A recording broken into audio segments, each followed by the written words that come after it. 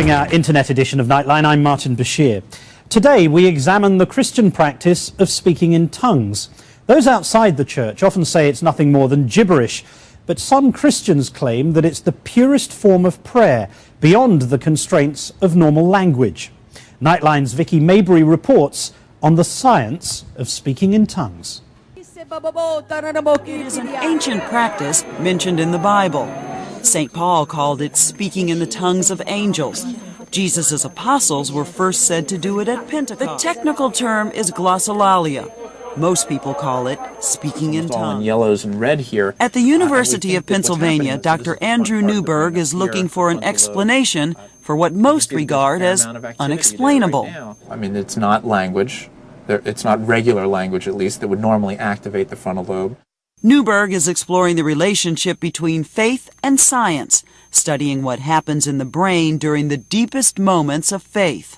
If we're really going to look at this very, very powerful force in human history of religion and spirituality, I think we really have to take a look at how that affects our brain, what's changing or turning on or turning off in our brain. They're going to go around very fast right now. He's recently published a study of Americans speaking in tongues. Remarkably, he discovered that what's happening to them neurologically looks a lot like what they say is happening to them spiritually. Make sure we got your whole head in there. We asked Pastor Jerry Stoltzfus to come to the university to have his brain scanned while he speaks in tongues. This way, we could see the experiment in action. I don't think faith is anything to be afraid of from science. Science validates faith, so bring it on. Whatever the facts are, bring it on. Just go ahead and you can begin prayer. First, he's told to pray in English. Father, I pray for each of the family members involved in this study. Grant them what they are looking for in their personal lives, for their vision and their potential. Then he's told to speak in tongues.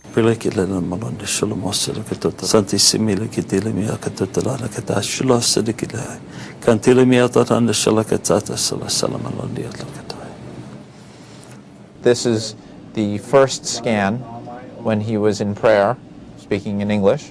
This is the second scan when he is praying in tongues. Pastor Stoltzfus' scan showed that his frontal lobe, the part of the brain that controls language, was active when he prayed in English, but for the most part it fell quiet when he prayed in tongues.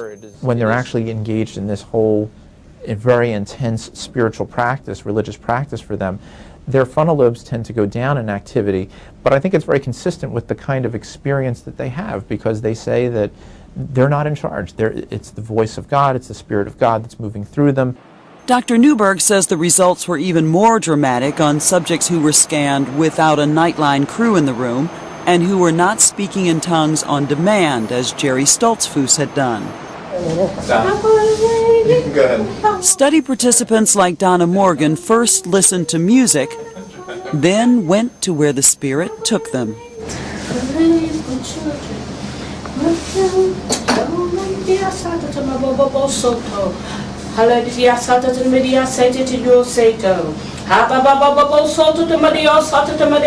In earlier studies, Dr. Newberg looked at what happens in the brains of Buddhist monks meditating and Franciscan nuns praying.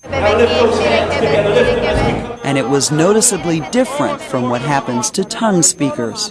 That's in fairly stark contrast to the people who are like the Buddhists and the Franciscan nuns who are in prayer, because they're very intensely focused, and in those individuals the frontal lobes actually increased activity.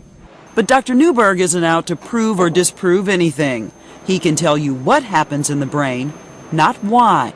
Were you skeptical going into the studies? If by skeptical the question is this a real phenomena, meaning that this is truly the voice of God speaking through them, that's a much more problematic question, I think, and something that I'm not sure that we've specifically answered simply by doing our study. But for those who believe, it doesn't matter if science can find the footprints of the Holy Spirit in their 21st century brain scans. When you've experienced this, you don't really care what anybody else thinks. It's personal in the first place. It is something between you and God. So we don't really care if it's validated or not, but it's fascinating when it is, so that people that have thought we're crazy can have something to look at to say, maybe we're still crazy, we're just not as crazy as they thought. Thank you so much.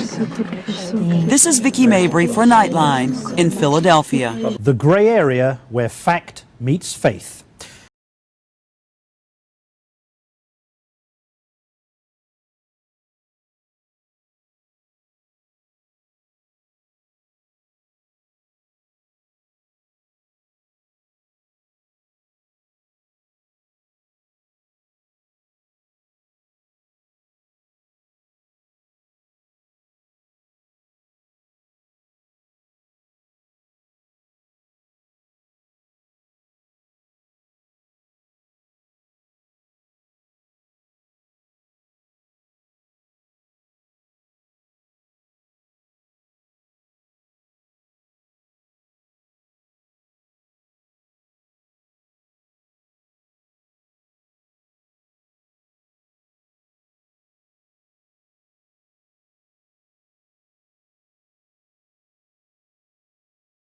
Oh!